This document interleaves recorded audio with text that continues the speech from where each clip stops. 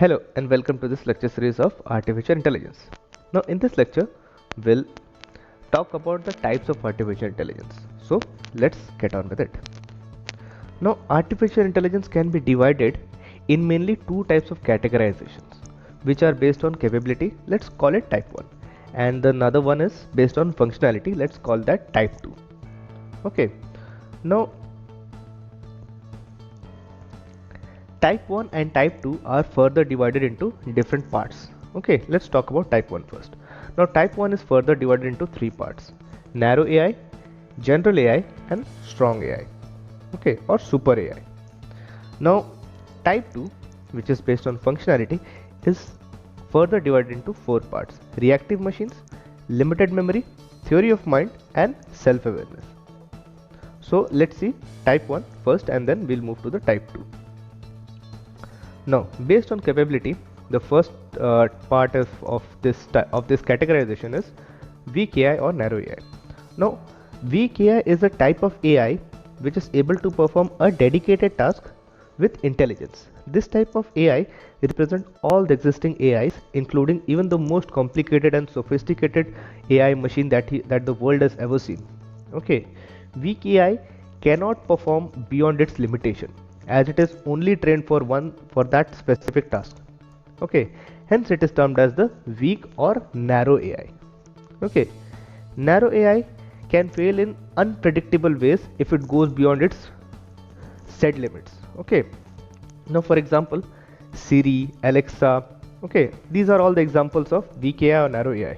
Even the IBM Watson, which is a supercomputer which has revolutionized the medical sector, and apart from that, AI playing chess and the self-driving car are all the examples of this weak AI only.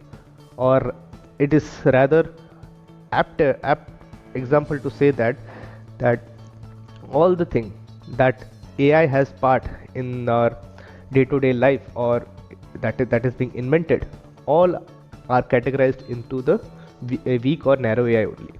Okay, now next we talk about the general AI. Now, what is general AI? Artificial general intelligence has the ability of an AI agent to learn, perceive, understand and function completely like human being. This type of artificial intelligence makes the machine just as capable as that of a human being. Now how does it does that? Basically, these type of machine replicates our multifunctional capabilities. Now a person can be a cricket player. Now that same person can play a harmonium. Okay, that person can play chess also. That person can play a carom also. That person is a world-renowned researcher also. So a person can be of multifunctional capabilities. Okay, so this type of AI, artificial general intelligence, is basically a replication of those type of human beings into the machines. But sadly, there is no machine that exists nowadays.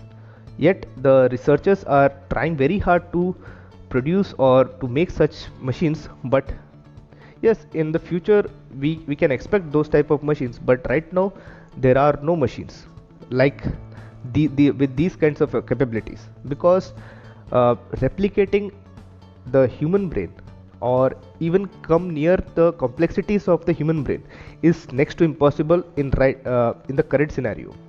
Okay, but the researchers are really trying very hard to make such type of machine which would match the intelligence of human beings. Okay, and when it happens, the next milestone of artificial intelligence will be the strong AI or super AI. Now let's see what is super AI. Super or strong AI is the highest level of artificial intelligence in terms of capabilities. Now how can we say that? Because these types of machines will have the capability far more superior than the human beings. These machines could surpass the human intelligence and can perform any task better than human beings with cognitive properties. Now cognitive properties means the ability to think, reasoning, taking decisions, learning, communication, all those things more efficiently than human beings. So in the general intelligence, so we have seen that the machines basically replicate themselves into the machine basically replicates whatever human beings capabilities are, but here the capabilities are basically surpassing the human intelligence. Okay, but since there is no general AI is existing right now, so the concept of super AI or strong AI is hypothetical. Okay, but the development of such system in real world will be a revolutionary in the field of AI. Okay, so as you can see in the picture, that this is the current scenario of artificial intelligence. We are now at the narrow AI, the AI which are dedicated to one task only, and after that, after some years, we'll move to the general AI, which will perform like human beings, and then we'll move to the super AI or so strong AI that are intelligent than the human beings. Okay, so next we move to our second categorization, that is AI based on functionality, that is the type 2. Okay, now first among it is the reactive machine. Now purely reactive machines are the most basic types of AI, such as those systems do not store memories or the past experiences for future actions. Now these machines only focus on current scenarios, okay, and react as per the possible best action. It doesn't store the possible the future, the past experiences to predict what can be there in the future. Okay, so there is no predicting over here. It is basically choosing the point or the alternative which suits it the best. Okay, now IBM's Deep Blue is an example of the reactive machine. Now in this particular example, it is the video of the Google DeepMind challenge. Okay, in this challenge, there was a match between the machine which is called as AlphaGo, developed by the Google corporation, and the 18-time world champion Lee Sedol in the game of Go. The game Go is basically a Chinese game, but it is one of the most hardest game existing in the world right now. Okay, so basically what happened in the game is the world champion only won the 4th match out of the 5-match challenge. So you can see machines are, without storing any past experiences or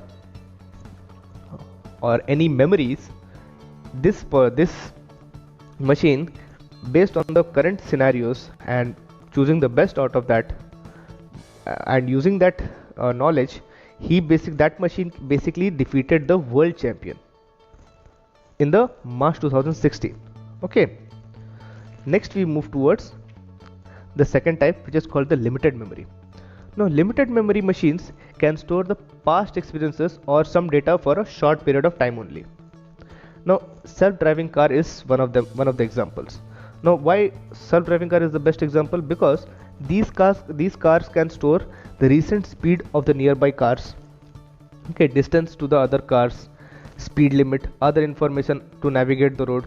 Additionally to that, it stores the information about the destination where the passengers wants to reach, and it basically stores what is the source and destination, what is the time estimation time it can take to reach there. All this information are stored for a limited time only. That is why it is called limited memory. Okay, so next we move towards the next topic, which is the theory of mind. Now this is the type of AI that basically understands human emotion, people, belief, and to interact socially like human beings. Now these are the kinds of AI that doesn't exist in the world right now, because to understand the human emotion and the belief and interact socially just like the human beings is not fully realized in the real world. Yes, it is fully realized in the movies and some TV series, but not in the real world. Natural language processing is such kind of a branch in AI which is basically working towards this goal. To basically, the machine should interact or communicate with the human being just like other human being.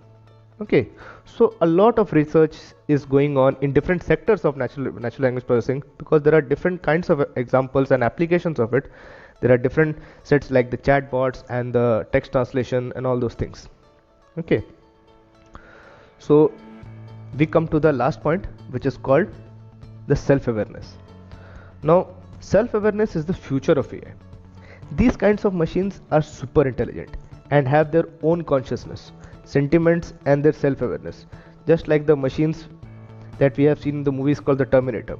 Now, on your screen, that the picture that you are seeing is a snap of the movie Terminator. Okay, it is a robot that came from the future to the past so that the Judgment Day can occur. Judgment Day is basically the elimination of mankind using the nuclear warheads. But uh, if in the future this machine, this self-awareness AI, is ever made, and let's say the behavior of that machine, we can't predict that, because uh, these machines will be destructive or constructive is highly debatable from 2 decades or so. So we can't actually say that until it is totally realized in the real world. Yes, we can put up there are different hypotheses. There are two sides of it. One says AI should destroy the world, AI will destroy the world, and another one says AI will basically take the human beings to a level so that we will live happily ever after, and there will be less labor and all those things. Okay, so there are two factions, but it is not confirmed that what will the AI do. So this was all about the types of AI. Thank you, and stay tuned for the next video.